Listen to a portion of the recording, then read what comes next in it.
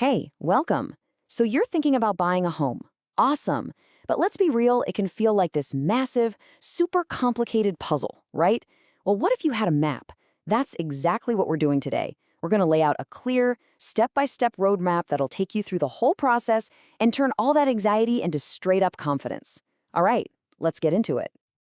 Okay, before you even start dreaming about open houses or scrolling through those online listings, every single home buying journey has to start with this one huge question. And answering it honestly right now is probably the best thing you can do to avoid a ton of stress and heartache later on. So, let's start right there. Section 1, your budget. Look, before you even talk to a lender or a real estate agent, the most powerful thing you can do is get a real handle on your own numbers. Seriously, this is the foundation for everything that comes next. It's how you buy a home feeling smart and in control. Now, when lenders start looking at your finances, this is kind of the magic number they zero in on, your debt-to-income ratio, or DTI. It sounds technical, but it's really simple. It's just a way to compare how much money you bring in each month versus how much you owe on things like loans and credit cards. It gives them a quick snapshot of whether you can comfortably handle a new mortgage payment. A really fantastic tool you can use yourself is something called a 28-36 rule. It's a classic guideline, and it's a great way to check yourself. So here's how it breaks down. First, all your housing costs, we're talking mortgage, taxes, insurance, the whole shebang, shouldn't be more than 28% of your income before taxes. Then, step 2, your total debt, so that's the house payment plus your car loans, student loans, whatever, that shouldn't be more than 36%. It's just a great little guardrail to keep you from becoming house poor. And this right here, this is probably the most important point about your budget. A lender's going to look at their formulas and tell you the absolute maximum amount you can borrow. But see, that number has no idea about your other life goals, right? It doesn't know you want to save for retirement or travel or just have a nice cushion in the bank.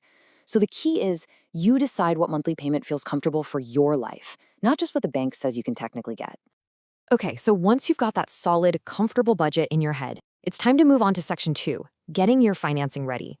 This is where we go from just planning to taking real, actual steps toward getting that loan. So let's talk about two words you're going to hear a lot that often get mixed up: pre-qualification and pre-approval. Think of pre-qualification as a quick estimate, a ballpark figure. It's a good first step. But pre-approval? Oh, that's the real deal. That's when you actually submit your pay stubs, your tax returns, all that stuff. And the lender verifies everything and gives you a conditional commitment for a real loan amount. And why does that matter so much? Because that pre-approval letter is basically your golden ticket. When you make an offer on a house, this letter tells the sellers that you're not just kicking tires. You are a serious, credible buyer who's already done the financial homework. In a competitive market, an offer with a pre-approval letter is just so much stronger. Okay, fast forward. You found a house, you put in an offer, and they accepted. Congratulations. But hold on, because now comes a really important phase.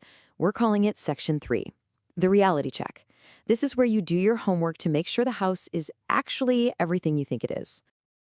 There are two big hurdles to clear here: the appraisal and the inspection. And they're totally different things. The appraisal? That's for the lender. They just want to make sure the house is worth the money they're about to lend you.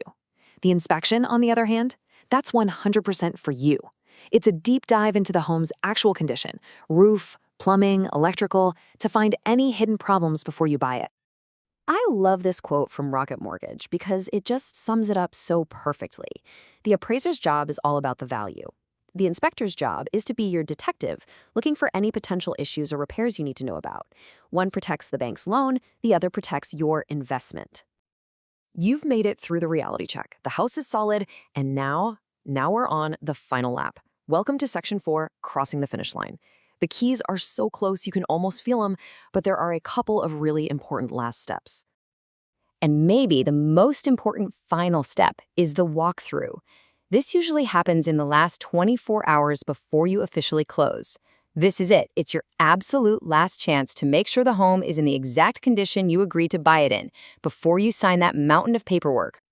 So what are you looking for? Well, first, you want to make sure any repairs you negotiated are actually done. And then you test everything. I mean, everything. Flip every light switch, run every faucet, turn on the dishwasher, make sure the blinds or light fixtures that were supposed to stay are still there. And just do a quick scan for any new dings or scratches on the walls from when the sellers moved out. So what happens if you find something? First off, don't panic. Call your agent immediately. This usually doesn't stop the sale. A lot of the time, you can just negotiate for a credit from the seller to cover the cost of a repair, and everything moves forward right on schedule. At the end of the day, buying a home is just a process.